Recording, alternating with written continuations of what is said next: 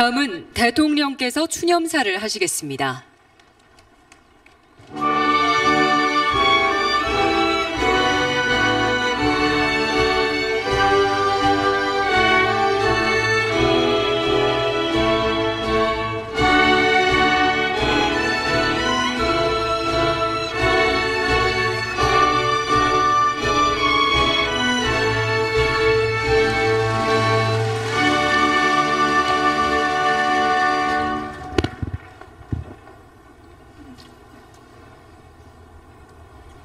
존경하는 국민 여러분, 국가 유공자와 유가족 여러분, 62번째 현충일을 맞아 나라를 위해 희생하신 분들의 거룩한 영전 앞에 깊이 고개 숙입니다. 가족을 조국의 품에 바치신 유가족 여러분께 위로와 감사의 말씀을 드립니다. 국가 유공자 여러분께 충심으로 경의를 표합니다. 저는 오늘 이곳 현충원에서 애국을 생각합니다. 우리 국민의 애국심이 없었다면 지금의 대한민국도 없었을 것입니다.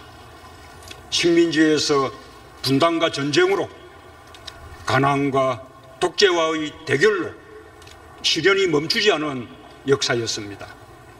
애국이 그 모든 시련을 극복해냈습니다. 지나온 100년을 자랑스러운 역사로 만들었습니다. 존경하는 국민 여러분, 대한민국이라는 국호를 지킨 것은 독립운동가들의 신념이었습니다. 한일어병부터 광복군까지 국권 회복과 자주독립의 신념이 태극기에 새겨졌습니다. 살이 찢기고 손발톱이 뽑혀나가면서도 가슴에 태극기를 품고 조국을 버리지 않았습니다. 독립운동가를 키우고 독립운동가를 지원하며 나라 잃은 수lum을 굳건하게 살아냈습니다. 그것이 애국입니다. 독립운동가와 그 후손들이 국가의 예우를 받기까지는 해방이 되고도 오랜 시간이 걸렸습니다. 그러나 독립운동을 하면 3대가 망하고 친일을 하면 3대가 흥한다는 뒤집힌 현실은 여전합니다. 독립운동가의 후손들이 겪고 있는 가난의 서러움, 교육받지 못한 억울함, 그 부끄럽고 죄송스러운 현실을 그대로 두고 나라다운 나라라고 할 수 없습니다. 애국의 대가가 말뿐인 명예로 끝나서는 안 됩니다. 독립운동가 한 분이라도 더, 그분들 자손들 한 분이라도 더, 독립운동의 한 장면이라도 더 찾아내겠습니다. 기억하고 기리겠습니다. 그것이 국가가 해야 할 일입니다. 38선이 휴전선으로 바뀌는 동안 목숨을 바친 조국의 아들들이 있었습니다. 전선을 따라 늘어선 수백 개의 고지마다 한 뼘의 땅이라도 더 찾고자 피 흘렸던 우리 국군이 있었습니다. 그들의 짧았던 젊음이 조국의 땅을 넓혔습니다. 전선을 지킨 것은 군인만이 아니었습니다. 태극기 위에 위국 헌신을 맹세하고 후방의 청년과 학생들도 나섰습니다. 주민들은 지게를 쥐고 탄약과 식량을 날랐습니다. 그것이 애국입니다. 철원 백마고지, 양구 단장의 능선과 피의 능선, 이름 없던 산들이 용사들의 무덤이 되었습니다. 전쟁의 비극이 서린 슬픈 이름이 붙여졌습니다. 전우를 그곳에 남기고 평생 미안한 마음으로 살아오신 호국 용사들에게 눈물의 고지가 되었습니다. 아직도 백골로 묻힌 용사들의 유해, 단 한 구의 유골이라도 반드시 찾아내 이곳에 모시겠습니다. 전장의 부상을 안고 전후의 희생을 씻기지 않는 상처로 안은 채 살아가는 용사들, 그분들이 바로 조국의 아버지들입니다.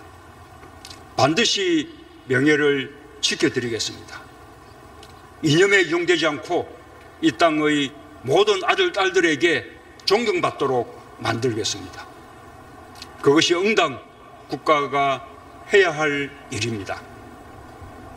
베트남 참전 용사의 헌신과 희생을 바탕으로 조국 경제가 살아났습니다. 대한민국이 부름에 주저없이 응답했습니다. 폭염과 정글 속에서 역경을 딛고 묵묵히 임무를 수행했습니다. 그것이 애국입니다. 이국의 전쟁터에서 싸우다가 생긴 병과 후유장애는 국가가 함께 책임져야 할 부채입니다. 이제 국가가 제대로 응답할 차례입니다. 합당하게 보담하고 예우하겠습니다. 그것이 국가가 해야 할 일입니다. 존경하는 국민 여러분, 저는 오늘 조국을 위한 헌신과 희생은 독립과 호국의 전장에서만 있었던 것이 아니었음을 여러분과 함께 기억하고자 합니다. 1달러의 외화가 아쉬웠던 시절, 이역 만리 낯선 땅 독일에서 조국 근대화의 역군이 되어준 분들이 계셨습니다. 뜨거운 막장에서 탄가루와 땀으로 범벅이 된 채 석탄을 캔 파독 광부, 병원의 온갖 굳은 일까지 견뎌낸 파독 간호사, 그분들의 헌신과 희생이 조국 경제에 디딤돌을 놓았습니다. 그것이 애국입니다. 청계천변 다락방 작업자, 천장이 낮아 허리조차 펼 수 없었던 그곳에서 젊음을 바친 여성 노동자들의 희생과 헌신에도 감사드립니다. 재봉틀을 돌리며 눈이 침침해지고 실밥을 뜯으며 손끝이 갈라진 그분들입니다. 애국자 대신 여공이라고 불렸던 그분들이 한강의 기적을 일으켰습니다. 그것이 애국입니다. 이제는 노인이 되어 가난했던 조국을 온몸으로 감당했던 시절을 회상하는 그분들께 저는 오늘 정부를 대표해서 마음의 훈장을 달아드립니다. 존경하는 국민 여러분, 국가 유공자와 유가족 여러분, 애국은 오늘의 대한민국을 있게 한 모든 것입니다. 국가를 위해 헌신한 한 분 한 분이 바로 대한민국입니다.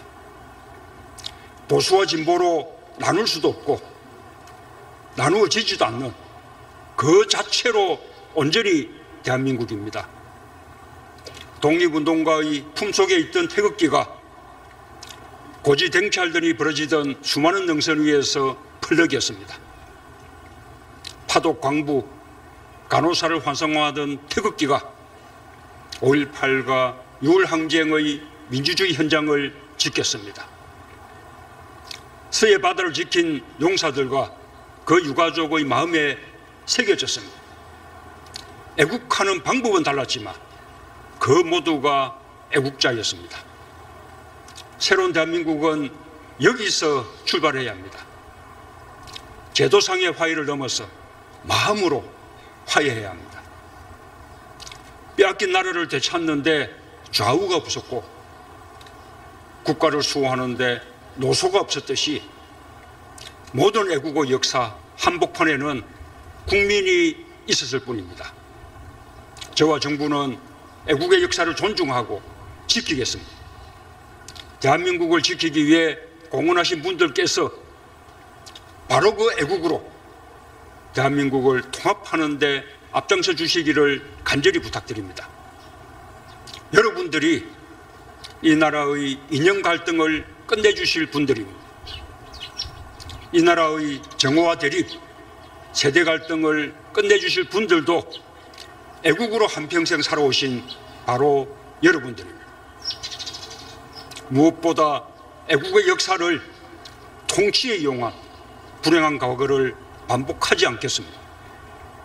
전쟁의 후유증을 치유하기보다 전쟁의 경험을 통치의 수단으로 삼았던 이념의 정치, 편가르기 정치를 청산하겠습니다.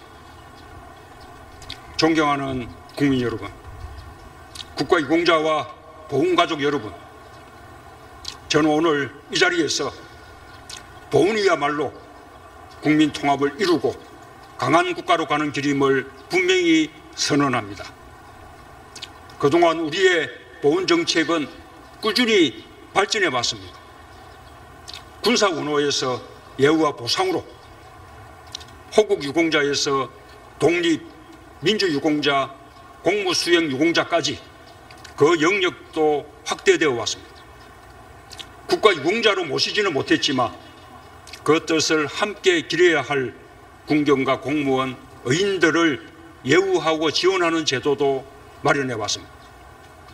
그러나 아직도 그분들의 공적에는 많이 못 미칩니다.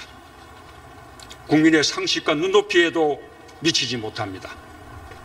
이제 한 걸음 더 나가겠습니다.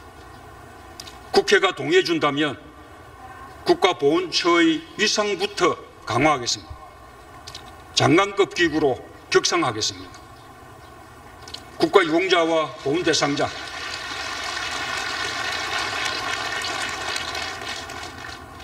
그 가족이 자존감을 지키며 살아갈 수 있도록 하겠습니다. 국가를 위해 헌신하면 보상받고 반역자는 심판받는다는 흔들리지 않는 믿음이 있어야 합니다. 그것이 국민이 애국심을 가질 수 있는 나라다운 나라입니다. 애국이 보상받고 정의가 보상받고 원칙이 보상받고 정직이 보상받는 나라를 다 함께 만들어 나갑시다.